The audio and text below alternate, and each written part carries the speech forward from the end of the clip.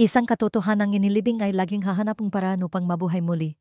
Ito ay isang kwentong tulad niyan, kung saan ang halaga ng katahimikan ay dugo, at bawat hakbang patungo sa liwanag ay kailangang duman sa dilim. Ang panggalan ko ay Mia Santos. 27 taong gulang ako ngayon. May panahon na inakala kong walang hanggan ang kabataan, at ang entablado ang buong mundo. Ngunit ngayon, nakaupo ako sa isang maliit na apartment na amoy usok ang sasakyan, nakatingin sa bintanang malabo at inangamagat nagtatanong sa sarili, sino ako? Anong klaseng tao na ako? Bago ako magkaroon ng injury sa New York. Bawat araw ay isang sayaw, isang galaw, isang hiningang kasabay ng musika. Mag-isa pero hindi ako nag-isa. Sa bawat pagsayaw, nagiging totoo ako sa aking sarili. Walang salita, walang pagkukunwari, katawan at damdamin lamang. Ngunit lahat ay nawasak matapos ang isang tila simpleng pagkahulog na nagdalang habang buhay na sentensya sa karerang ipinagpalit ko sa aking kabataan. Mas mabuting magpahinga ka na, Mia, sabi ang doktor. Isang simpleng panggungusap, walang drama, ngunit umalinggaw ito na parang katok sa pintong katapusan. Sinubukan kong pigilan ang aking mga luha nung gumiti at umalis sa klinika na parang isang malakas na babae.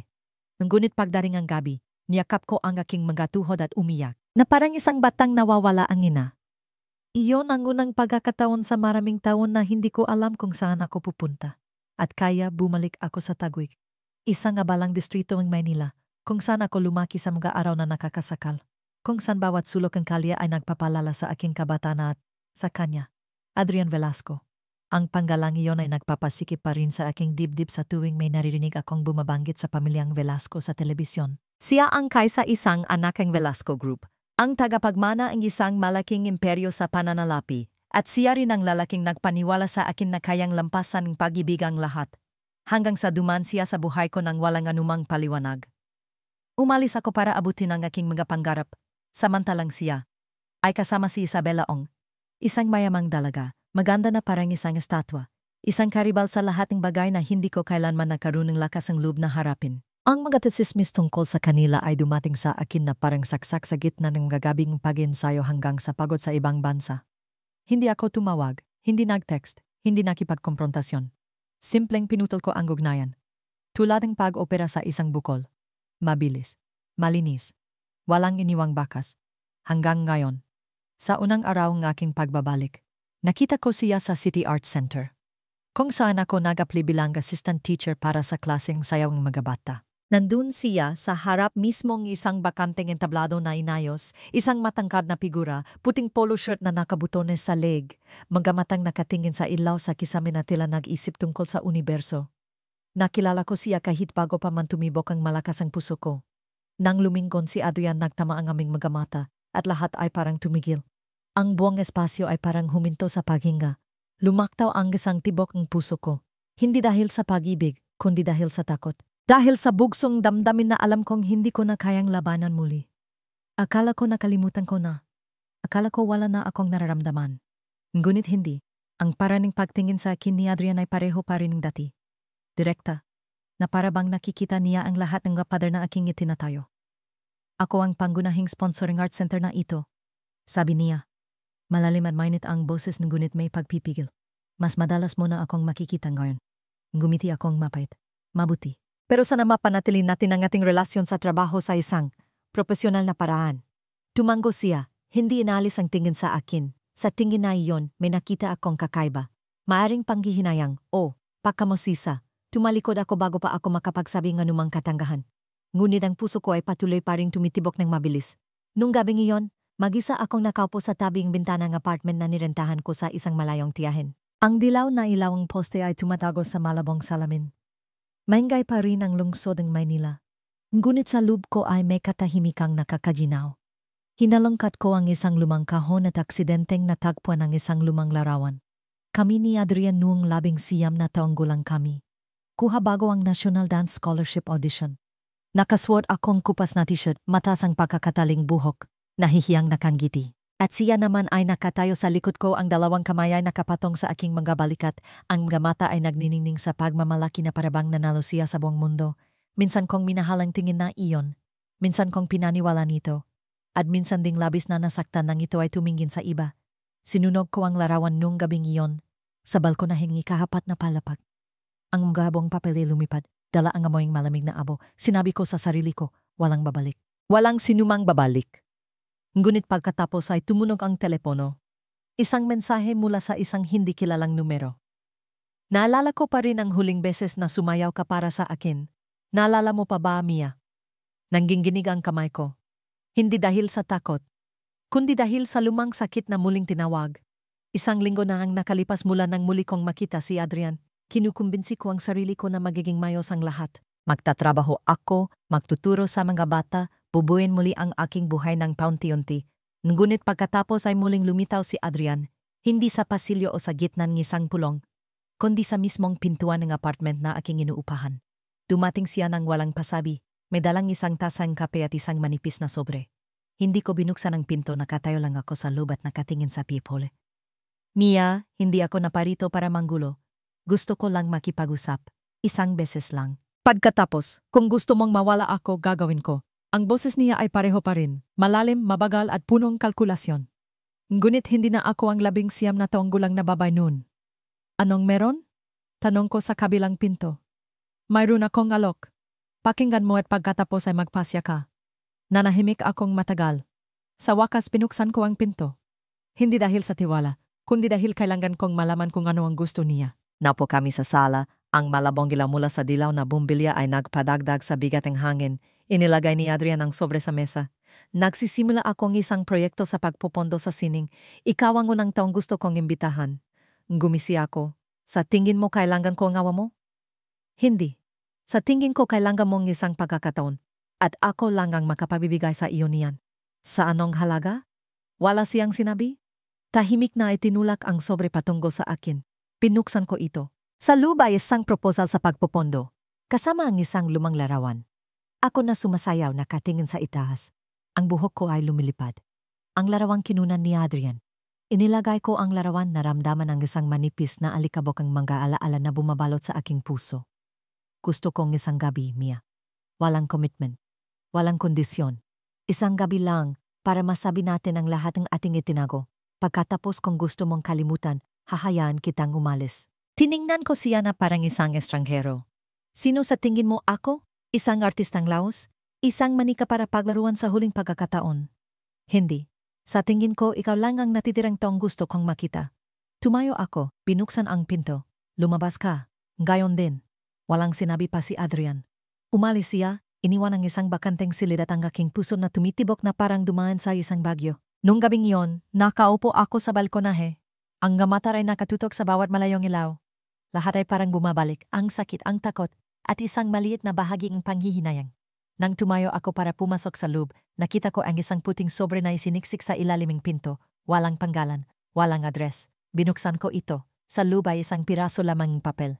Layuan mo si Adrian, mapangganib.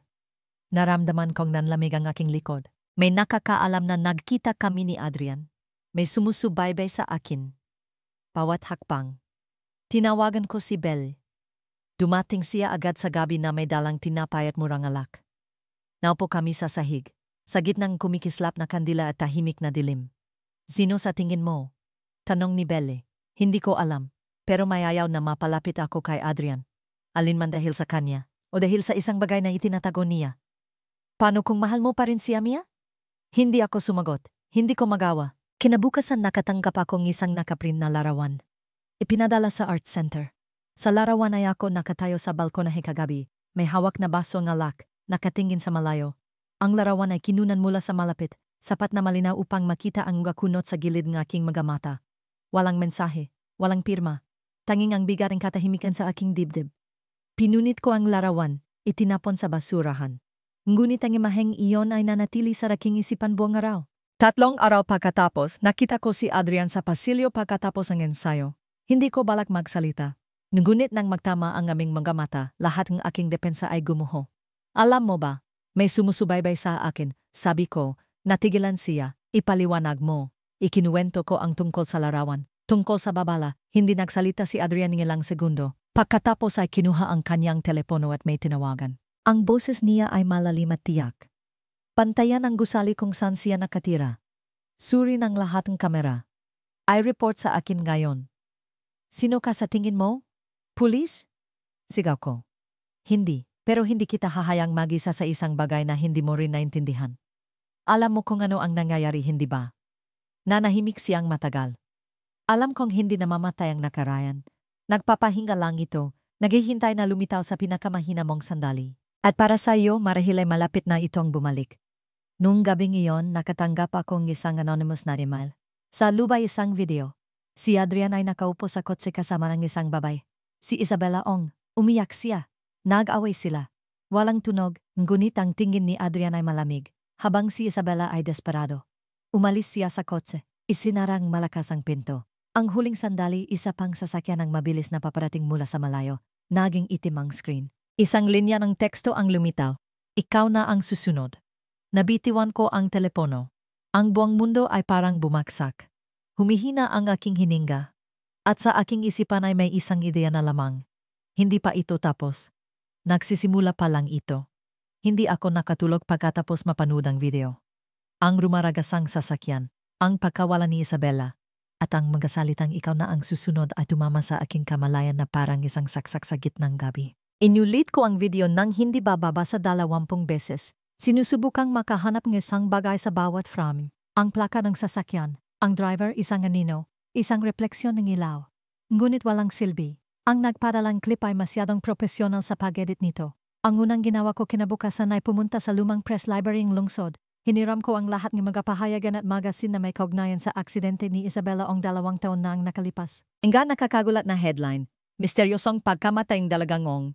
Pagpapakamatay o aksidente, pag-ibig at kapangyarihan, ang hindi malutas na pagkamatay ng isang prinsesaning negosyo. Nakahanap akong 2 artikulo na inalis sa online ngunit may nakaprint na kopya. Isang artikulo ang bumanggit ng alitan sa pag-ibig sa isang mataas na ranggo na negosyanteng hindi pa nakikilala. Ang isa pa ay sumipi sa isang dating kasambahay na nagsabing si Isabella ay madalas na nakikipag-away sa telepono sa gabi bago ang aksidente.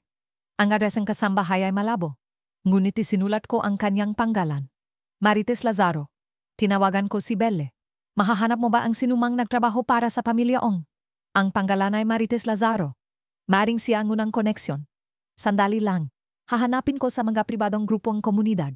2 oras pagkatapos, nag-text si Beleng isang address sa Tondo.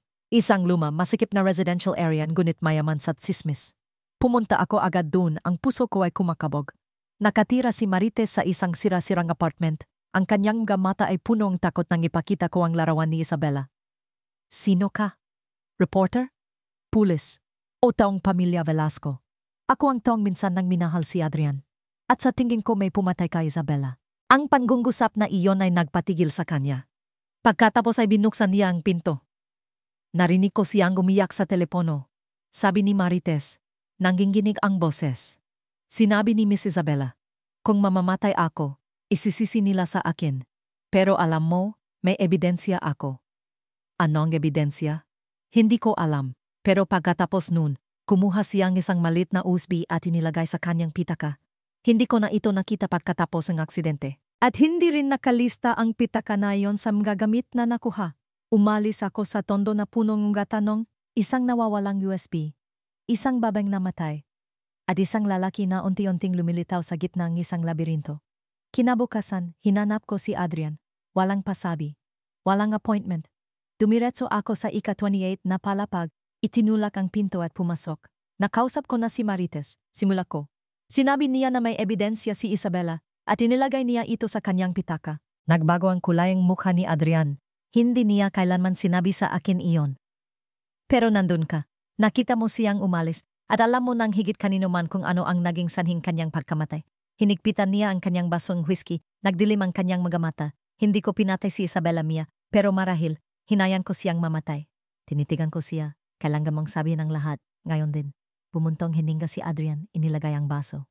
Binalag niyang ilabas ang isang financial scam na may kinalaman sa aking ama. Isang iligal na landel sa Cavite. Sinubukan ko siyang pakiusapan na manahimik, ngunit hindi siya nakinig.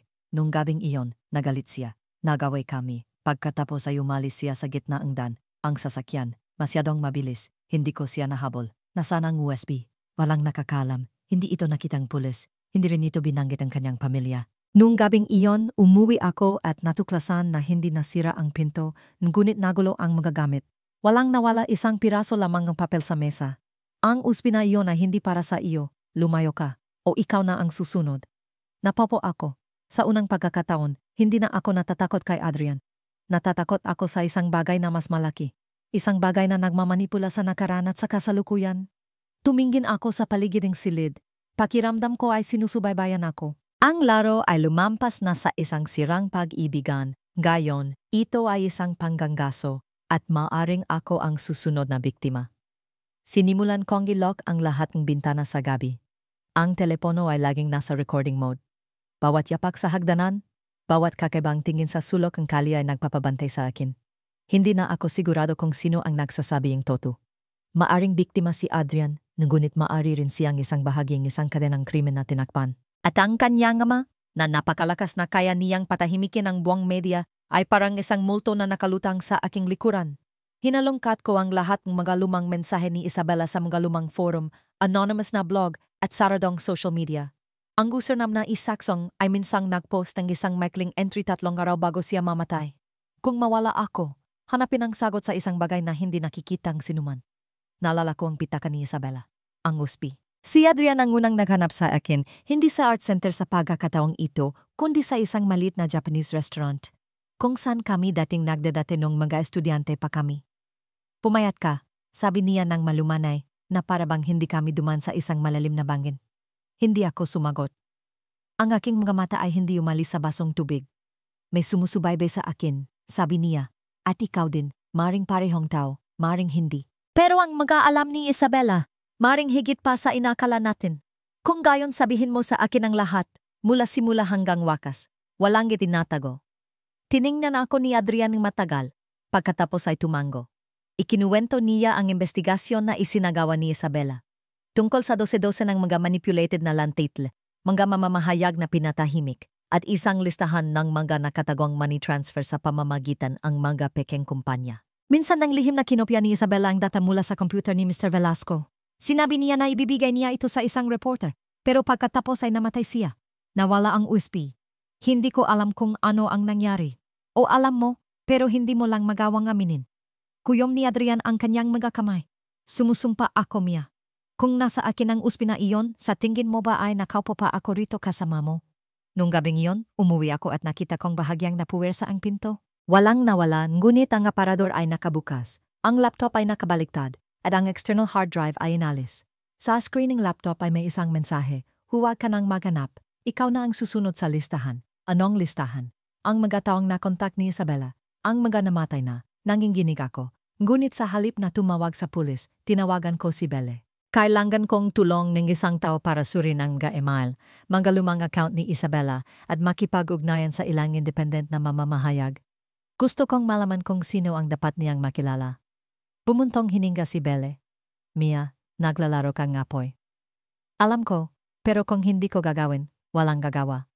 Isang araw pagkatapos, ipinadala sa akin ni Belle ang isang listahan ng 3 taon na pinadalhan ni Isabela ang mga naka-encrypt na mensahe. Isa sa kanila si Lorenzo Uy, isang investigative journalist na sumulat ng mga artikulo na nagbubunyag ang katiwalian sa Visayas. Ngunit nawala siya 6 na buwan pagkatapos ng pagkamatay ni Isabela. Ang 2 pang tao ay parehong umalis na sa industriya. Ang isa ay pumunta sa Canada, habang ang isa ay nagbukas ng isang cafe sa Cebu. Ngunit isang panggalan ang lumitaw. Si Alvin Cruz, isang kaibigan ni Isabela mula sa kolehiyo, na ngayon ay nagtatrabaho para sa isang underground na pahayagan na nagbubunyag ng mga korporasyon. Nakipagkita ako kay Alvin sa isang abandonadong gasolinahan sa tabing South Luzon Expressway.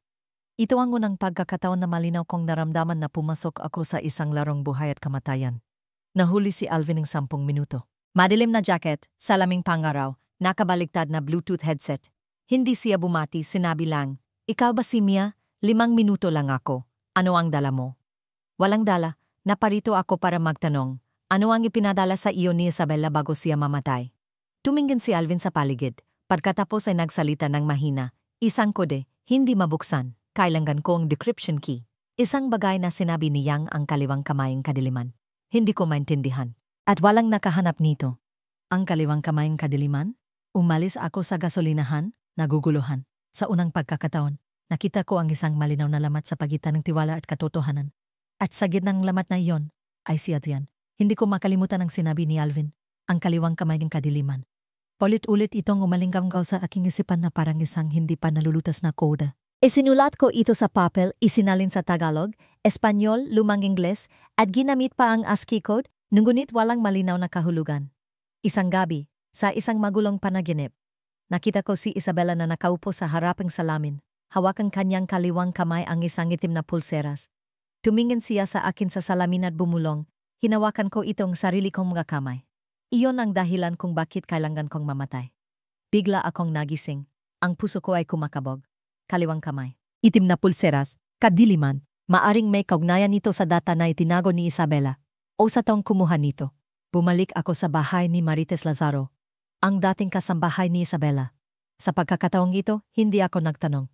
Ibinigay ko sa kanya ang papel na may sulat ni Alvin at diretsong nagtanong, nabanggit na ba niya ang pariralang ito? Namutla si Marites. Kinuha niya mula sa likod ng isang lumang larawan ang isang maliit na lata at ibinigay sa akin, na para bang binitawan niya ang isang bagay na napakabigat. Ito ay pinadala niya sa akin. Sinabing itago kung may magtatanong tungkol sa kanyang mga sikreto. Natakot ako, kaya hindi ko kailanman binuksan. Binuksan ko ang kahon. Sa lubay isang pirasong tela na maingat na nakatupi, isang itim na pulseras na gawa sa goma, at isang microSD card. Ibinigay ko ang memory card kay Bella. Mayroon siyang decryption software at isang hiwalay na computer na hindi konektado sa internet. Binuksan namin ang file. Isang seryeng mga dokumento ang lumitaw. Mga piking kontrata sa pagbiling lupa. Mga larawan ng mga financial record. Mga recording ng mga lihim na pagpupulong ng mga matatas na opisyal. At isang video. Sa video, nakatayo si Adrian sa tabi ng kanyang ama. Nakikipag-usap sila sa isang dayuhang lalaki na may Amerikanong accent. Kaya nating linisin ito. Isa lang siyang babaeng problema. Walang maniniwala sa kanya at kung mamatay siya, mas mabuti. Natigilan ako, hindi tumuto si Adrian, hindi nagsalita, tanging nanahimik. Hinawakan ko ang memory card, nanginginig ang kamay. Bumulong si Belle, Mia, kailangan mong umalis ang Maynila, ngayong gabi mismo. Tumango ako, ngunit sa loob ko ay may kakaibang damdamin, gusto kong harapin si Adrian. Sa huling pagkakataon, upang tingnan siya sa mata at tanungin, siya pa barang taong minsan kong minahal? Tinawagan ko siya. Nakipagkita ako sa lumang teatro, kung saan kami dating nag-iensayong sayaw. Dumating si Adrian, nakaswat ang puting polo shirt, mukhang pagod at naguguluhan. Nahanap ko na, sabi ko. Nanahimik siya. Hindi tumanggi, hindi rin nagtanong. Tinitigan lang akong matagal. Bakit? Tanong ko, bakit hindi mo pinigilan ang iyong ama? Bakit mo hinayang mamatay siya? Dahil masyado akong mahina, bulong niya. Dahil pinili ko ang manahimik sa halip na labanan ang kapangyarihan. At nawala sa akin ang lahat. Kinuha ko ang memory card. Ibibigay ko ito sa media, sa pulis, sa sinumang makapagpapanagot sa iyong ama. Tumango si Adrian. Hindi kita pipigilan, ngunit magingat ka. May mga taong kahit ang hustisya ay hindi kayang abutin. Umalis ako sa teatro na nanginginig ang magapaya. Ang malamig na hangin ng gabi sa taguig ay humahampas sa aking mukha. Alam kong tinapos ko na ang pag-ibig na ito at marahil pati na rin ang aking kaligtasan. Ngunit alam ko rin kailangang mabuhay ang katotohanan. Kahit na ang halaga ay dugo o buhay. Ipinadala ko ang memory card sa isang independent na mamamahayag na nanggagalang Corina, na minsan nang nasuspinde dahil sa paglalanta ng mga land record ng mga politiko. Nagtiwala ako sa kanya. O kahit papaano, nagtiwala ako sa kanyang galit na walang takot sa kamatayan.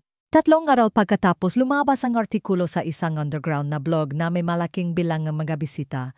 Ang nilalaman ay mabigat, mga detalye tungkol sa mga money laundering scheme, mga audio clip ng mga pagpupulong, mga dokumentong may pirma ang ama ni Adrian. Sumiklab ang opinyon ng publiko, ngunit sa halip na suportahan, halos nanahimik ang mainstream media.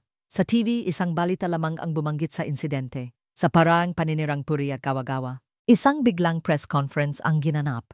Si Salvador Velasco, ang ama ni Adrian, ay personal na lumitaw at nagpahayag. Ito ay isang sabuatan upang sirain ang aking reputasyon at ng aking pamilya. Lahat ng ebidensya ay peke. Tinawagan ako ni Belle pagkatapos mismo ang press conference. Mia, pinabaluktot ang lahat. May bumili na sa lahat. Natigilan ako. Akala ko sapat na ang paglalabas ng katotohanan. Ngunit hindi. Walang kapangyarihan ang katotohanan kapag nagisa. Lalo na kapag kinakaharap nito ang pera, kapangyarihan at isang bulok na sistema. Kinabukasan, nakatanggap ako ng isang mensahe mula sa isang hindi kilalang numero. Pinili mo ang iyong panig, kaya huwag kang umiyak kapag may dumanak na dugo. Noong gabing iyon, pinasok ang apartment ni Belle. Sinira ang kanyang computer. Nawala ang mga kopyang data. Swerteng wala si Belle sa bahay. Nataranta ako. Tinawagan si Adrian. Hindi siya sumasagot. Dumiretso ako sa mansyon ng Velasco. Sa unang pagkakataon sa aking buhay, pinindot ko ang doorbell na parang isang tong malapit ng mamatay. Si Adrian ang nagbukas ng pinto. Maitim ang ilalim ng kanyang mga mata, magulo ang buhok, may dugo sa mga kamay. Anong nangyari? Tanong ko. Ang aking ama, sinaksak, may pumasok. Hirap siyang magsalita, nasa ospital siya, hindi maluba ang sugat, pero sa tingin ko, alam ko kung sino ang gumawa. Naramdaman ko ang gumagalaw ang lupa sa ilalim ng aking mga paa. Anong ibig mong sabihin? Tumingin si Adrian ng diretso sa akin. Maaring isang taong dating nagtrabaho sa aking ama. Isang tawang masirang maraming alam. At inisip na ako ay isang taksil. Nung gabing iyon, umuwi ako. Sa harapang pinto ay may isa pang sulat. Nagsimula na ang laro, sigurado ka bang nasa tamang panika? Hawak ko ang sulat, nanginginig ang mga kamay. Nanlamig ang aking puso sa isang hindi may paliwanag na paraan. Bawat hagpang gayon ay maaaring isang patibong. Bawat taong lumapit sa akin ay maaaring isang manipulator. Kahit si Adrian, binuksan ko muli ang lumang video, pinanood ng mabuti, at sa pagkakatawang ito, may natuklasan ako. Isang tansong singsing sa kamayang dayuhang lalaki. Ang singsing na iyon, minsan nang naipost sa isang larawan sa lumang Instagram account ni Adrian. Hindi ang kanyang ama ang nakikipag-ugnayan sa kabilang tao, kundi si Adrian mismo. Nabitawan ko ang aking mga kamay. Ang buong mundo ay gumuho sa isang iglap. Ang patibong ay hindi itinayong sinuman, ako ang biktima. At ang mangganggaso ay ang tong minsan kong minahal ng lubusan. Hindi ko na malala kung gaano katagal akong umiyak sa madilim na silid nung gabing iyon. Ang tansong singsing sa video ang huling ebidensya na sumira sa lahat ng aking pagdududa. Sinubukan kong tanggihan, umasa na ito ay isang pagkakamali. Ngunit hindi. Si Adrian. Ang tawang minsan kong minahal. Pinagkatiwalaan, gustong iligtas. Ang siyang nasa likod ng lahat ng kasalanan. Ang sakit ay hindi tulad ng pagkabigo. Ito ay parang isang saksak na humiwa sa aking kaluluwa na nagdulot ng pamamanhid. At pagkatapos ang pamamanhid ay galit. Kailangan kong malaman ang lahat. Kailangan kong ilantad siya. Kahit na kailangan kong ilibing ang aking sarili kasama ang katotohanan. Tinawagan ko muli si Alvin. Nakita kami sa isang cafe sa tabing Ilog Pasig. Naghihintay siya sa akin na may menggat na tingin. Ngunit tila nahulan na niya. Alam kong si Adrian iyon, diretsong sabi ko. Alam mo ba? Tumango si Alvin. Hinala ko, pero walang malinaw na ebidensya. Mayroon ka ba? Mayroon ako at gusto kong dalhin siya sa impyerno. Binigyan ako ni Alvin ng isang makapal na sobre. Sa loob nito ay ang gatalan na ginamit niya upang maglipat ng pera sa mga peking kumpanya. Lahat ng transaksyon ay isinagawa mula sa isang nakapirming server na matatagpuan sa isang luxury resort sa Batangas. Kung pupunta ka doon, maaaring mahanap mo ang server. At lahat ng natitira, mahigpit kong hinawakan ang sobre. At ikaw, ihahanda ko ang media. Kailangan mo lang ibigay ang tamang data. Ako na ang bahala sa iba. Nagrenta akong sasakyan papuntang Batangas. Sa gitna ng mga punong pino at hamog, ang resort ay lumitaw na parang ibang mundo. Hiwalay, marangya, at nakakagimbal na malamig. Nagpanggap akong isang panauhin. Pumasok sa technical area sa likod. Ang server room ay nakalock gamit ang isang password. Ngunit minsan nang sinabi ni Isabela kay Marites, kung mamatay ako, hanapin ang petsa kung kailan ko siya unang nakilala. Sinuri ko ang kalendaryo, ipinasok ang kode 1808-2015, bumukas ang pinto. Sa loob, dos-dosen ng mga hard drive ang nakasalansan. Hinanap ko, isinaksak ang backup drive at naghintay na mag-load ang sistema. Bawat fili ay lumitaw. Mga bank account, mga peking panggalan, mga video ang pagpupulong. At sa wakas, isang folder na may panggalangi sa final. Pinuksan ko ito. Sa lubay ang huling recording ni Isabela. Nanginginig at pause ang kanyang boses. Adrian, kung naririnig mo ito, patay na ako. Ngunit gusto kong malaman mo, hindi ako natatakot. Maari mo akong patayin, ngunit hindi mo mapapatay ang katotohanan, hahanapin ka ni Mia at pananagutin ka niya. Napayak ako, doon mismo, sa malamig na silid sa gitnang mga pare-parehong tunog ang mga cooling fan na parang hiningang multo. Umalis ako sa resort sa kalagitnaan ng gabi. Itinago ang hard drive sa aking jacket. Ang puso ko ay kumakabog na parang tambol ng digmahan. Isang ilawang sasakyan sa likod ang sumusunod sa rakin sa lubing 20 kilometro. Alam kong sinusubabayan ako. Lumiko ako sa isang danan. Pinatay ang ilawang sasakyan. Nagtago sa likod ng isang halamanan. Ang sumusunod na sasakyan ay dumaan. Hindi huminto. Pinigilan ko ang aking hininga. Naghintay ng 10 minuto pa. Pagkatapos ay nagmaneho ako ng mabilis pabalik sa Manila. Kinabukasan, nakipagkita ako kay Alvin. Ibinigay ang hard drive. Wala siyang sinabi. Hinawakan lang bahagya ang aking kamay. Maghanda kami. Kapag nailabas na ito, wala nang atrasan. Tumango ako. Wala akong balak na umatras. At nang umalis ako sa kafe, sa unang pagkakataon sa maraming taon, itinaas ko ang aking ulo ng diretso. Dahil alam ko, hindi na nakalibing ang katotohanan. Pumangon na ito. At susunugin nito ang lahat ng naglibing dito. 24 na oras pagkatapos i-publish ni Alvin ang buong data sa isang internasyonal na platforming pamamahayag, sumabog ang social media. Ang mga video, audio at mga dokumentong pinansyal ay kumalat ng mas mabilis pa sa sunog sa kagubatan sa Palawan tuwing tag-araw. Ang mga keyword tulad ng Velasco Scandal, Adrian Exposed, at Justice for Isabela ay nakalat sa lahat ng dako. Ngunit alam ko, ito ay unang alon pa lamang, sa likod nito ay ang bagyo. Kasabay nito, tinawagan ako ni Adrian. Ayaw kong sagutin. Ngunit pinindot ko ang sagot na button. Ginawa mo, sabi niya, pausang boses. Sinira mo ang lahat. Hindi, sagot ko. Sinira mo ang iyong sarili. Ako lang ang salamin na sumasalamin sa katotohanan. Nanahimik siyang sandali. Pagkatapos, hindi sila titigil. Hindi lang ako, kundi ikaw, si Belle, si Alvin, lahat. Huli na para matakot, Adrian. Noong hapong iyon, nakatanggap akong tawag mula kay Belle. Nanginginig ang kanyang boses. Mia, nagsimula na silang kumilos. Kakaligtas ko lang sa isang aksidente. Hindi gumana ang prenong sasakyan. Kung hindi ako lumiko ng bigla, marahil ay patay na ako. Nanigas ako. Nasaan ka? Cebu. Umalis akong Manila nang makita kong inalis ang artikulo sa 3 malalaking news site. May gumagamit ng pera at kapangyarihan para patahimikin ang buong sistema. Hinigpitan ko ang aking telepono. Huwag kang bumalik. Ako na ang bahala sa natitira. Nung gabing iyon, umuwi ako sa apartment. Maingat na nilock ang lahat ng bintana. Hindi ko pa nakita ang lungsod na ganito katahimik. Na para bang nagpipigil itong hininga para sa isang putok ang baril. Bigla tumunog ang doorbell. Nagulat ako. Sa screen ng kamera ay si Adrian. Nag-isa, walang bodyguard, walang escort. Ang kanyang mukha ay payat, magulo ang buhok. Ang kanyang mga mata ay malalim dahil sa kakulangan sa tulog o pagsisisi. Kailangan kong makipag-usap. Sabi niya nang buksan ko ng bahagya ang pinto. Wala nang dapat pag-usapan. Pakiusap niya. Pinapasok ko siya. Ngunit nanatili akong may distansya. Naparito ka ba para huminging tawad? Tanong ko, hindi. Naparito ako para sabihin na. Mamamatay ka kung hindi ka alis dito. Nung gumiti akong mapait. Sa tingin mo natatakot pa ako. Hindi takot para sa iyo, kundi para sa mga taong mahal mo. May naglagayang pabuya sa iyong ulo. Ang iyong kamatayan ay magmumukhang isang aksidente. Isang pagnanakaw, isang baliw na pumatay, ngunit lahat ay planado. At naparito ka lang para magbigay ng babala? Isinuko ko na ang lahat para makarating dito.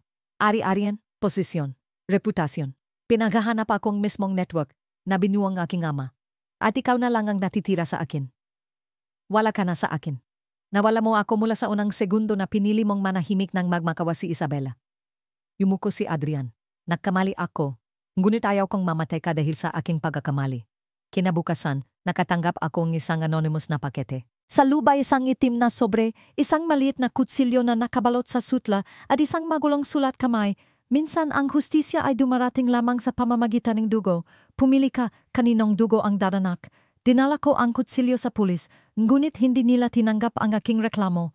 Walang malinaw na ebidensya ang banta sa buhay. Sabi nila, ang kanilang mga mata ay walang laman, na parabang sanay na sila sa mga walang kabuluhang babala. Naiintindihan ko. Hindi ako kayang protektahan ng batas. Tanging ako na lamang. At ang pagpipilian. Tumakas o lumaban. Noong gabing iyon, pumunta ako sa City Theater, kung saan ako unang nag-solo performance. Tumayo ako sa gitnang bakanteng entablado. Nakatingin sa mga malamig at walang panggalan na upuan. Pinikit ko ang aking mga mata. Inisip na nakatayo dun si Isabela sa isang puting damit na kanggiti. Buhay ka pa, alam kong magagawa mo. Minulat ko ang aking mga mata. At alam ko na, hindi ako tatakbo. Kahit na ang isang lambating dugo ay bumabalot sa lungsod na ito, lalakarin ko ito. Gamit ang sarili kong mga paa. At kapag natapos na ang lahat, alinman sa ako ang huling nakatayo. O ako ang susunod na panggalan sa lapida sa tabi ni Isabela Ong. Ang garawang charity dance performance para sa mga biktima ng karahasan sa tahanan. Isang maliit na kaganapan ngunit may dumalong media. ay dumating sa isang kahina-hinalang katahimikan. Sumang-ayon akong magtanghalang isang solo bilang pasasalamat sa lungsod na ito. Ngunit sa totoo lang, mayroon akong ibang dahilan. Ito ang magiging unang pagkakataon pagkatapos ng lahat. Natatayo ako sa ilalim ng mga ilaw. Haharapin ang aking kapalaran. Kung may gustong pumatay sa akin, darating sila ngayong gabi. Dumating akong maga. Ang lumang teatro ay maliwanag ngunit ang entablado ay madilim pa rin. Tumayo ako sa dressing room, tinitingnan ang aking mukha sa ilalim ng ilawang makwaptable. Malalim ang mga mata, payat ang mga pisngi. Ngunit ang tingin, hindi na mahina. Sa mesa ay isang boteng pekeng dugo. Isang props para sa sayaw. Dahan-dahan kong hinaplos ito. Inisip ang salitang dugo bilang isang masamang panggitain. Nag-text si Belly mula sa Cebu. Nagdarasal ako. Kung hindi kita makita pagkatapos ng palabas, ilalabas ko ang original na video sa dark web. Kahit sino pa ang mapahamak. Ang gumiti ako, mga kaibigang tulad niyan, hindi ko kailangan ng marami. Isa lang ay sapat na, dumating ang gabi. Puno ang auditorium. Bumaba ang ilaw ng entablado. Lumabas ako sa isang puting damit. Kaparehong isinuot ni Isabela sa huling pagkakataon sa kanyang buhay.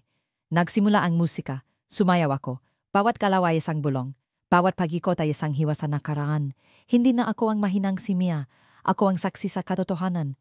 Sa ikatlong hilera, nakita ko si Adrian. Dumating siya, mag-isa, walang kasama, walang takip sa muka. Ang mga mata ay nakatuon sa entablado, basa-basa kalmado. Hindi kami nagpalitan ng tingin. Ngunit alam ko, ito na ang huli. Nang matapos ang sayaw, pumalakpak ang mga manonood. Yumuko ako. Pagkatapos ay biglang namatay ang mga ilaw. Isang tud ang narinig mula sa likod ng tablado. Isang sigaw. Bumukas ang mga emergency light. Ang lighting technician, ang aking technician, ay bumagsak sa likod ng tablado. May hiwa ang kanyang leg. Ang dugo ay kumalat. Isang pirasong papel na may dugo ang nakadikit sa kahoy na pader. Hindi ikaw, ngunit may dapat mamatay. Hindi patapos ang laro. Dumating ang pulis, isinara ang teatro. Nakaupo ako sa technical room, nanginginig. Kasama ko si Adrian. Tinakpan niya ang aking mga balikat ng kanyang jacket. Dahan-dahang inilagay ang kanyang kamay sa aking balikat. Walang sinabi. Walang naginala sa akin. Nasa entablado pa rin ako nang mangyari ang insidente. Ngunit alam ko nang higit kanino man, ako ang target. Ngunit gusto nilang matakot ako. Gusto nilang masira ako. Tatapusin ko ito. Sabi ko kay Adrian, haharapin ko siya. Ang aking ama ay hindi isang taong kayang kausapin. Sagot ni Adrian pagod. Nawala na sa kanya ang lahat. At ang tanging natitira sa kanya ay ang kakayahang siray ng sinumang nagbabanta sa kanya. Kung gayon, hayan mong kunin ko ang tanging natitirang bagay na iyon. 2 araw pagkatapos, pumunta ako sa military hospital kung saan ginagamot si Salvador Velasco pagkatapos ng pananaksak. Ginamit ko ang isang imbitasyon mula sa isang abogado bilang takip, nakapasok sa isolation room. Nakahiga siya sa kama, payat ngunit ang kanyang mga mata ay nagniningning pa rin na parang isang taong hindi kailanman nakaramdam ng takot. Nang pumasok ako, gumiti siya. Ang huling kalapating mababa ang lipad ni Isabela. Naparito ka ba para patayin ako? Kinuha ko ang isang USB. Hindi, naparito ako para ilagay ka sa iyong tamang lugar, sa ilalim ng lupa, nung umisi siya. Kamatayan? Hindi mo kailangang gawin iyon. Pinatay mo na ako mula sa unang segundo na inilabas mo ang masikreto. Ngunit ang pagiging buhay mo ay isang pagkakamali.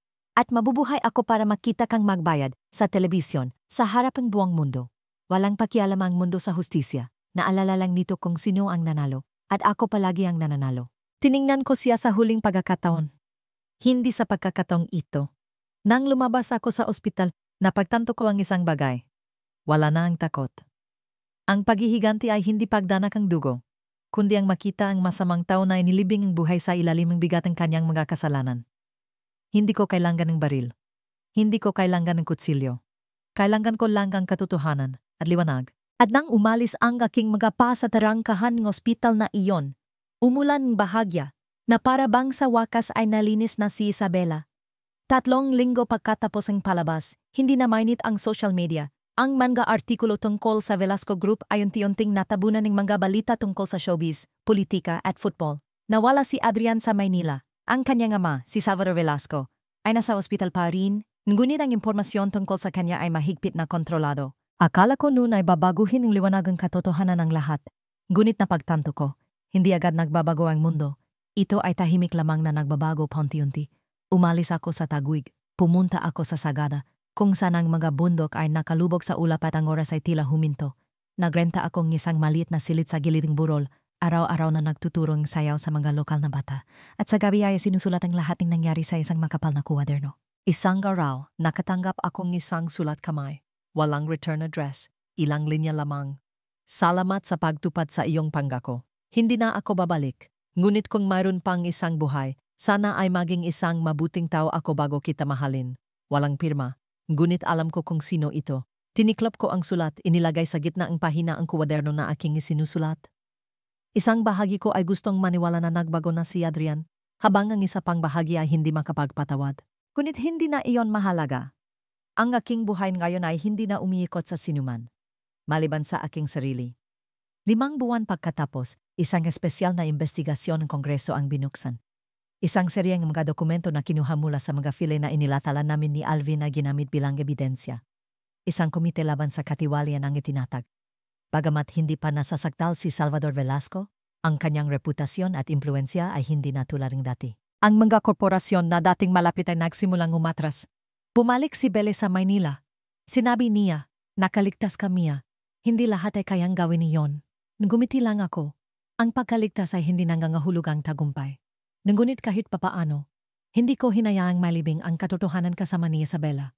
Kasama si Bele, pumunta ako sa sementeryo. Inilagay sa puntod ni Isabela ang isang bungkos ng puting bulaklak at isang piraso ang papel na nakatupi. Nakita ko, tumayo ako at nagsalita ako. Salamat sa hindi pananahimik nung gusto kang patahimikin ng buong mundo. Ngayon, maari ka nang magpahinga. Bumalik ako sa entablado.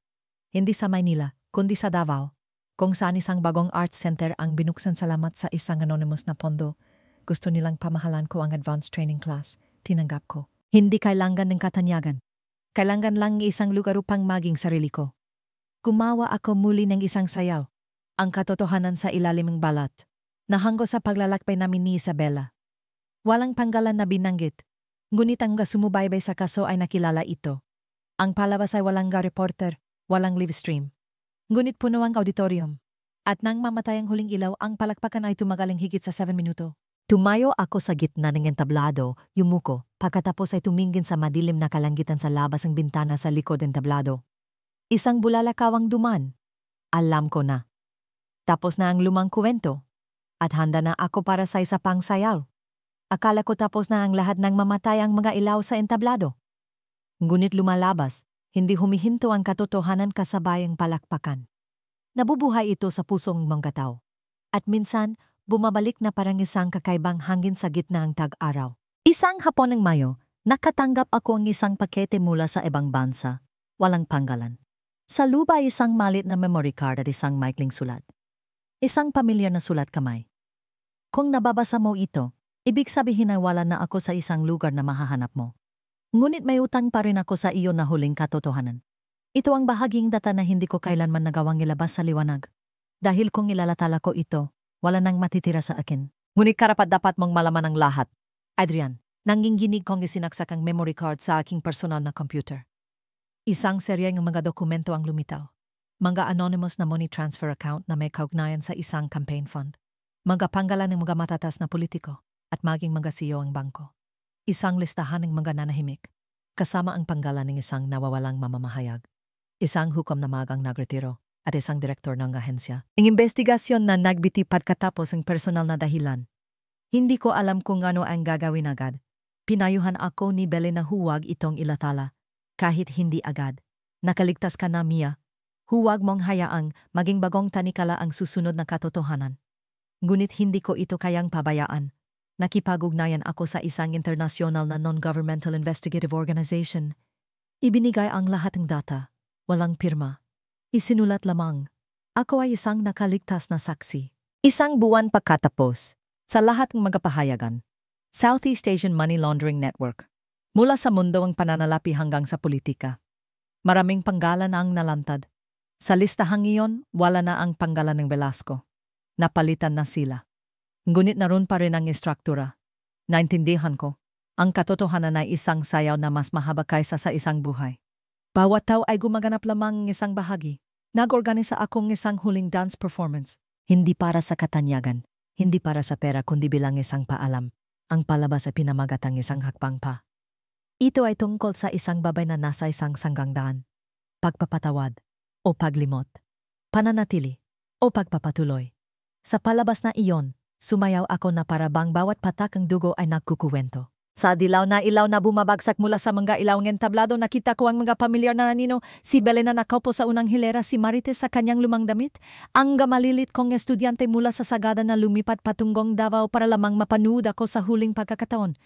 At sa huling hilera ay isang lalaking nakasuot ng itim na salamin, tahimik na nakabupo. Nang matapos ang palabas, tumayo siya, hindi pumalakpak, walang sinabi, yumuko lamang malalim. Pagkatapos ay umalis, hindi lumingon. Hindi ko kailangang malaman kung si Adrian iyon o hindi. May mga pagiging tawad na hindi nanggangailangan ng salita. Tanging kilos at katahimikan. Umalis ako sa entablado. Hindi lumingon. Sa aking mga balikat ay pawis, pulbos, kabataan at luha. At sa ilalim ng aking mga paya ay ang mismong daya na aking pinili. Isang hakbang na lang at malaya na ako. Akala ko ang kalayaan ay kapag namatay ang huling ilaw sa entablado, ngunit hindi.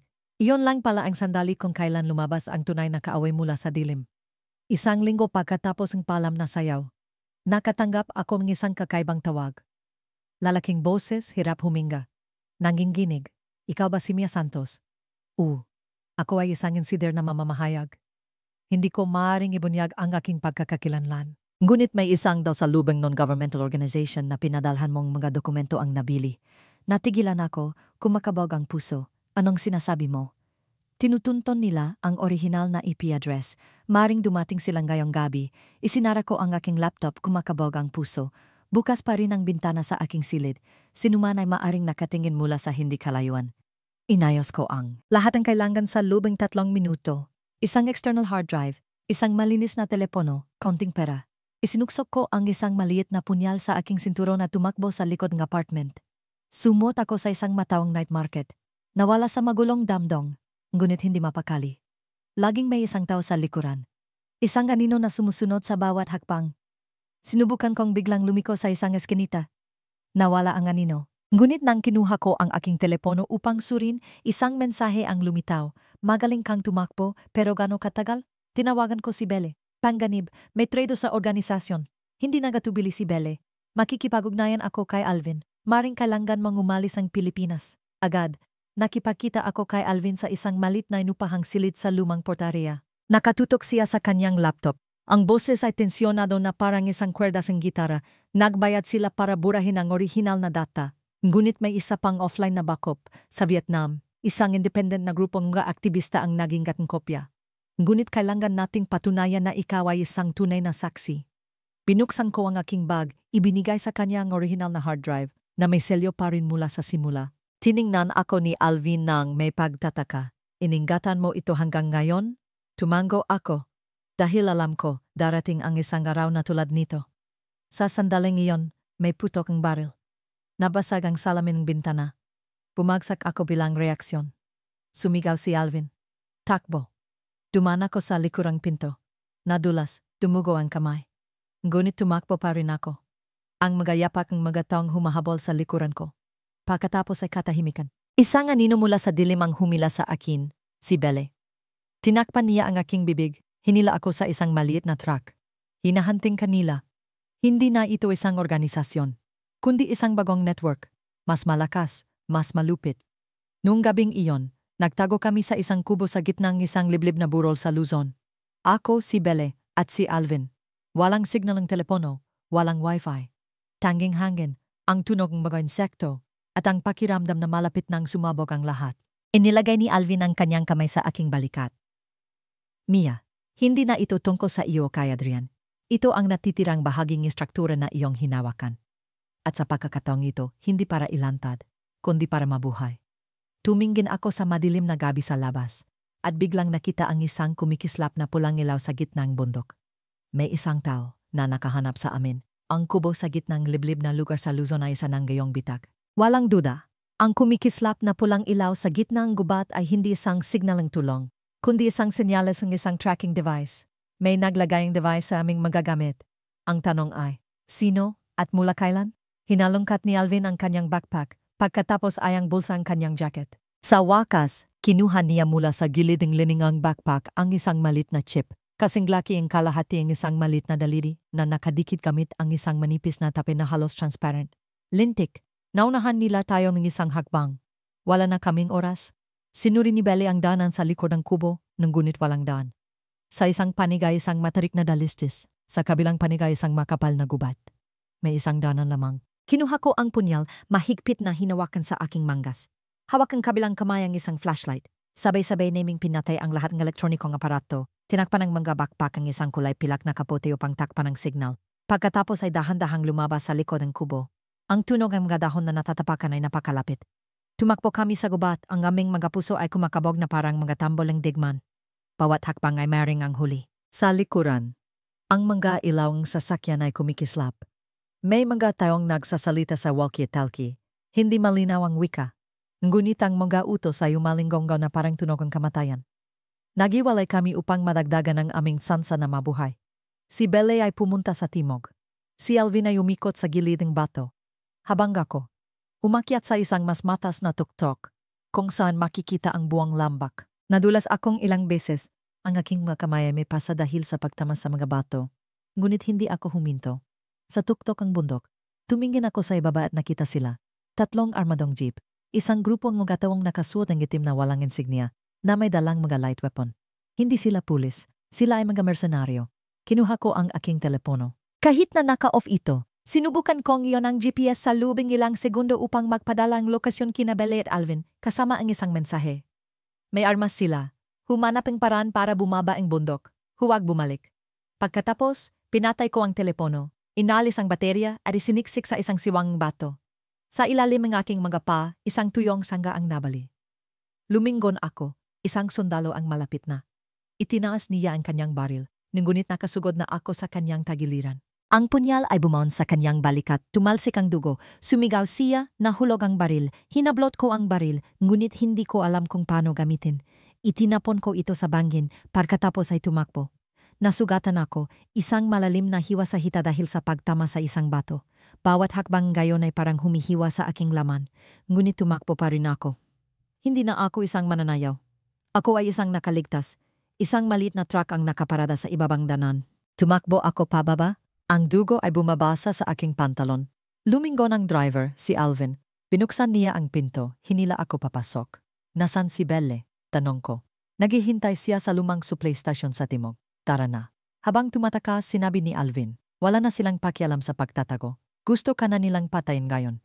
Ngunit ang hindi nila inasahan ay ang buwang paglalakbay na ito ay na-livestream ko sa pamamagitan ng satellite.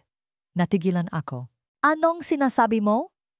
Inatake na nila tayo, ngunit ang buwang manhunt, naipadala ko na sa isang underground server sa Singapore. At mula doon, automatikong magpe-play ang sistema kung hindi ako mag-login pagkatapos ng 2 oras. Hindi ko alam kung dapat akong matakot o magpasalamat. Sa isang banda, may papalaganap ang katotohanan. Sa kabilang banda, alam ko, nanggangahulugan iyon na hahabulin nila kami hanggang sa kamatayan. Nagkita kami muli ni Belle sa supply station, isang abandonadong bodega. Niyakap niya ako. Akala ko patay ka na. Buhay pa ako, ngunit hindi pa ligtas. Naupo kami sa isang madilim na sulok, naghahati sa isang tuyong tinapay.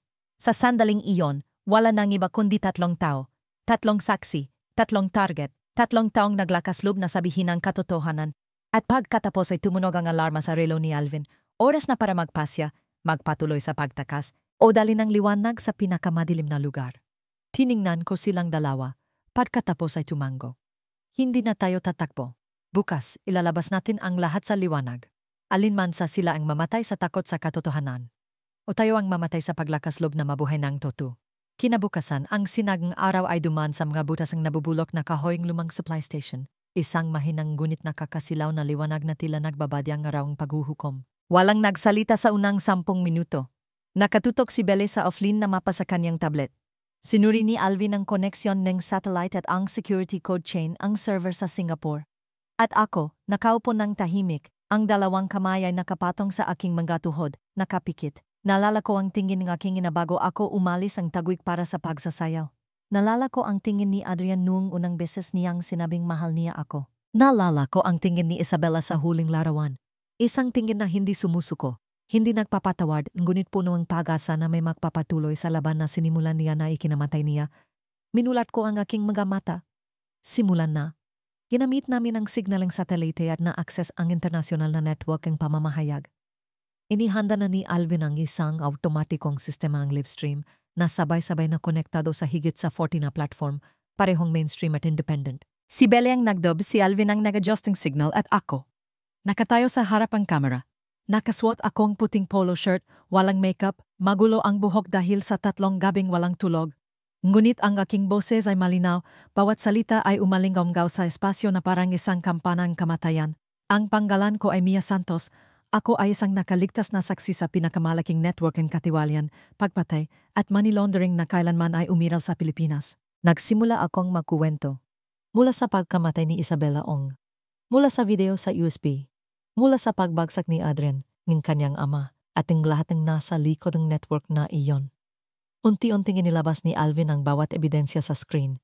Mga transaksyon, mga sulat, mga video, mga larawan mula sa satellite, datang lokasyon, mga dokumentong hindi may kakaila. At pagkatapos ang huling bahagi, ang livestream ng aming sariling paghahabol kagabi, walang edit, walang putol. Sa lubang 1 oras at 27 minuto na saksihan itong buong mundo, ang reaksyon ay halos agaran. Pumasok ang internasyonal na media upang surin, patunayan at ibahagi. Nagsalita ang mega organisasyon ng karapatang pantaw na nananawagan para sa isang independenteng investigasyon.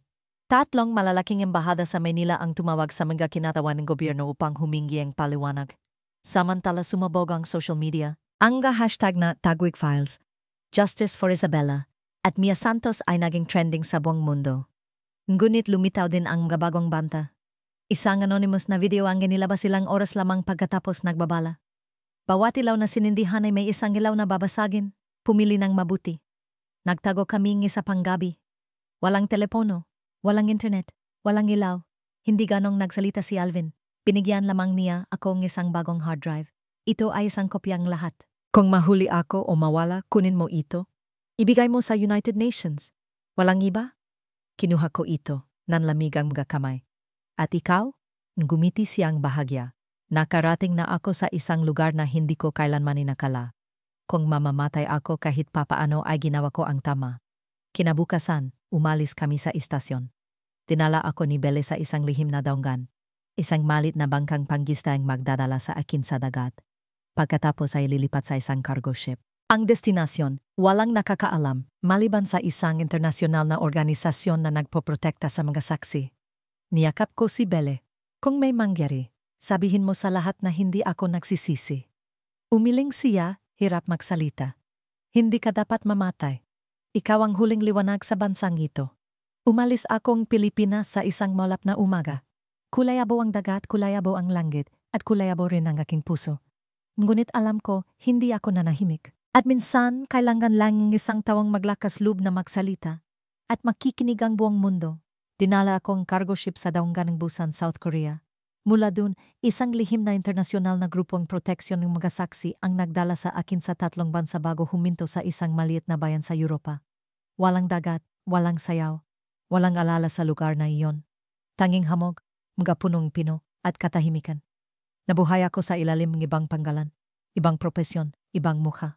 Nagtrabaho ako bilang isang waitress sa isang bookstore, kung saan nabubuhay ang mga kuwento. Ngunit nakatago ang mga nakukuwento. Akala ko natutunan ko ng mabuhay ng hindi lumilingon.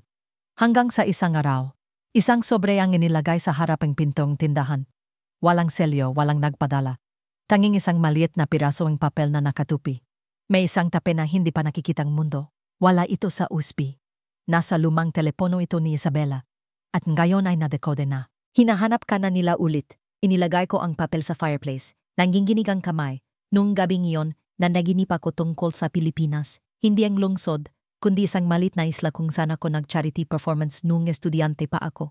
Sa panaginip, nag-isa akong nakatayo sa entablado sa gitna ng hangining dagat. Ngunit walang nakaupo sa ibaba.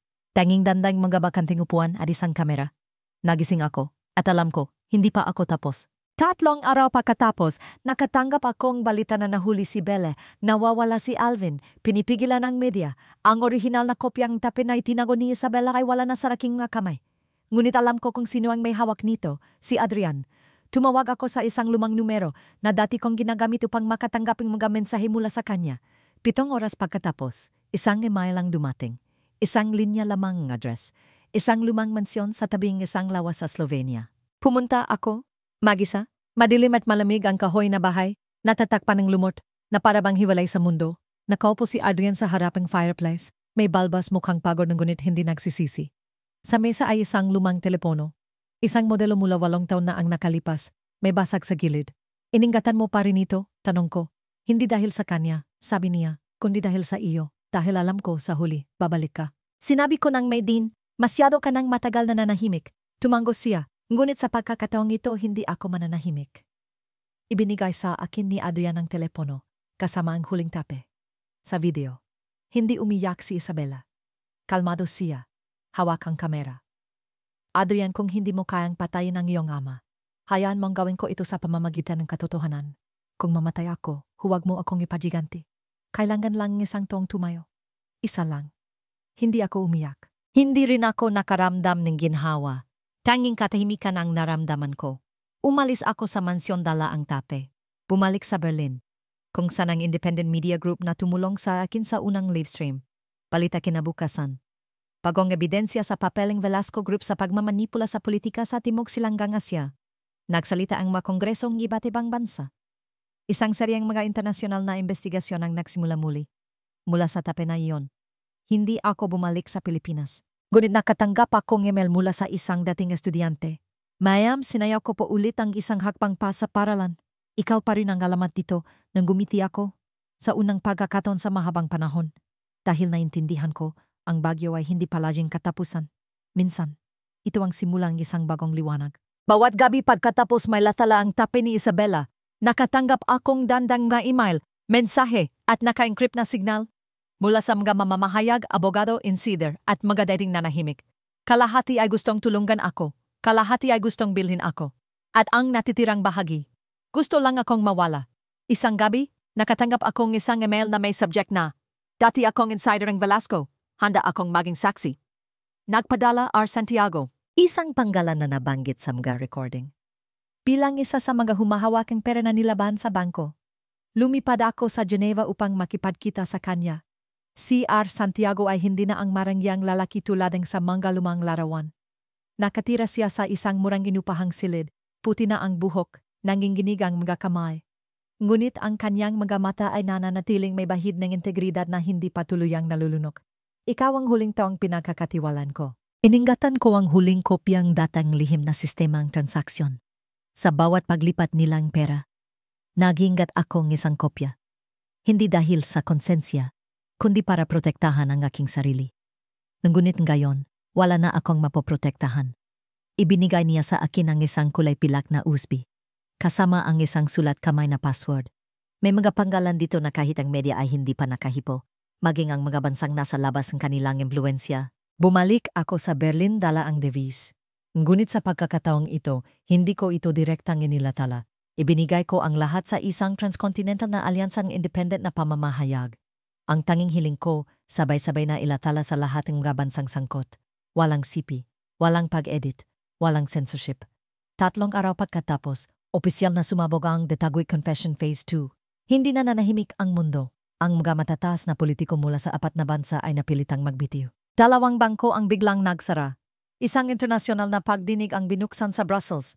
Mula Manila hanggang Jakarta, mula Singapore hanggang Zurich. Ang buong sistemang katiwalian ay nalantad sa bawat antas. Ngunit hindi rin malit ang halaga. Inilagay ako sa listahan ng mga pandaigdigang target na may matas na pangganib. Muli, kinailangan kong lumipad ang tirahan. Sa pagkakataong ito, sa isang lugar na may puting niyebe sa Hilagang Iceland. Walang kapitbahay. Walang bayan. Tanging ako, mga libro at isang marupok na kapayapaan. At pagkatapos isang umaga nakatanggap akong isang larawan ng isang batang babae na sumasayaw sa isang silid-aralan. Sa likod ay isang blackboard na may magulong sulat. Sumasayaw kami para sa katotohanan. Hindi ko alam kung sino ang mga batang iyon o kung saan sila nag-aaral. Ngunit alam ko, ang aking kwento ay lumampas na sa dilim na minsan ay lumamon sa akin. At sa unang pagkakataon sa aking buhay, naniwala ako ang katahimikan ay maaari ring magsalita kapag pinakikinggan itong puso. Nanirahan ako sa Iceland ng 18 buwan pa. Bawat araw gumigising ako bago sumikat ang araw. Nagtitimplang isang tasang matapang na itim na kape at tinitingnan ang niyebe na bumabalot sa buong dalisdising bundok. Walang mensahe, walang tawag, walang anumang galon mula sa lumang mundo ang umabot sa akin. Akala ko ay natunaw na ako sa malamig at tahimik na iyon. Hanggang sa isang hapon, pumasok ako sa pamilyar na maliit na bookstore sa dulong bayan at nakita ang isang estrangherong lalaki na naghihintay. Wala siyang sinabi. Binigyan lamang niya ako ng isang tiket sa eroplano kasama ang isang pirasong papel. Buhay pa siya at naghahanda siyang bumalik. Nakilala ko ang sulat kamay ni Belle. Bumalik ako sa Asia. Walang direktang flight. Duman ako sa Bangkok, pagkatapos ay sa Kuala Lumpur, at sa wakas ay bumalik sa Davao, kung saan ako huling nagtanghal. Mula dun sinimulan kong sundan ang mga bakas ng tawong akala ko ay patay na.